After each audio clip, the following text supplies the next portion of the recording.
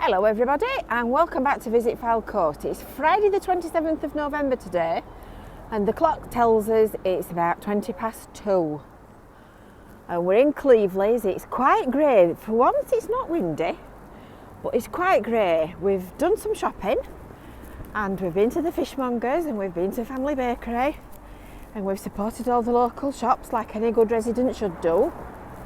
So I thought we'd do an update on pedestrianisation of the town centre. So you need to just keep an eye on the parking bays on the right hand side. This one is for buses and it's a bus pick up and drop off point. There's a reason, I'll tell you in a minute. So you might remember back in summer we put a video out and some information asking for your opinion on the temporary pedestrianisation of Cleveleys town centre. Now, it's been mooted many times in the past, and a huge Cleveleys supporter who's done loads of work in the town centre and been a brilliant advocate, John Prothero from Fredericks, was always very pro pedestrianisation. And apart from the problems of getting it through, there was never a reason for it. Pause at Cleveleys Cottage to show you what they're doing. Anyway, time marches on. I must say I was never right keen on the idea, but the way that things are done, it wasn't going to happen anyway. So time marches on and we get to 2020 and we get into the middle of a pandemic. And obviously coronavirus and crowds of people don't really go very well together, do they? So the government launched their Reopening High Street Safely Fund in the summer. It was announced at the end of May, and at the end of May the High Streets Task Force put out some guidance about temporary public realm changes, and one of the suggestions was that just an intermission for a chat with somebody that I know. Yeah, so the the High Streets Task Force said making temporary changes to public realm is one of the things that could be done by local authorities in order to make town centres safe spaces and resist any more decline other than what's already going off. So bear in mind that today it's the last day of the proper full national lockdown. So the only shops that are open are the essential ones.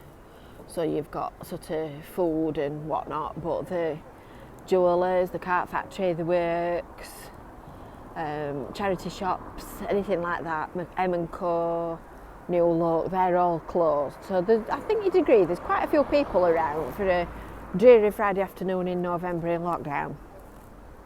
And if you've been shopping in Cleveleys this summer, you'll know that it's been consistently busy all through the year. So this idea of pedestrianisation had been put forward as part of this government solution to the problem of keeping people safe while they were shopping, and was only intended to be a temporary solution. So the Coastal Community Team have been working with Wyre Council and the regeneration and engineering officers, and we've been looking at various different ways that the town centre could be made safe. So you've probably noticed, if you've been into Cleveleys, that some signs have appeared on the floor. I'm just going to show you this one, which say keep your distance.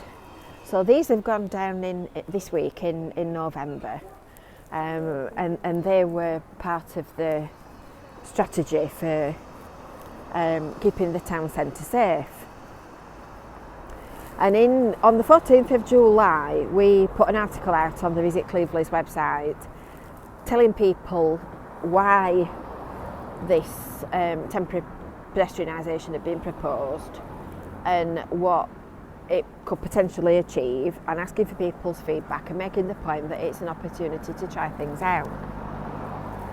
So loads of you really good because loads of you answered and replied, and the majority of people seem to be for it. The majority of people that shop and use the town centre seem to be for it. Quite a few of the shopkeepers were understandably concerned, and I must admit I agree completely with what the shopkeepers said. At this point, I would just like to stress that it makes absolutely no difference to me whatsoever whether this high street is pedestrianised or it's not. The only thing I'm interested in is the long-term good of our town centre and its survival, not just because of COVID, but because of the changing retail landscape and the full shooting match. So that was the plan.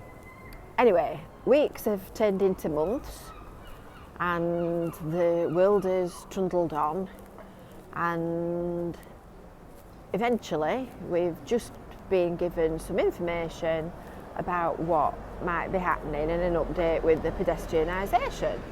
So it turns out that the temporary pedestrianisation has been strongly opposed by town centre traders. I don't know in what quantity or why or who or what, just that it's been opposed and it's not going ahead, but the parking bays are going to be closed. So I was just looking for the disabled. There is a disabled space here. I think it's these three outside the Halifax. It says disabled on the floor there just about. Oh, it's at the back of that blue car. So the hatch mark's at the back of that blue car. So the disabled bays will remain, but the actual on-street 1 hour parking bays will close from the clock shelter to Nutter Road, she says, trying to think what it's called. So next week, apparently, when non-essential retail reopens, some concrete bollards are being delivered, and apparently these are like the ones that they use on motorways, you know, where they've got concrete bollards through the middle, and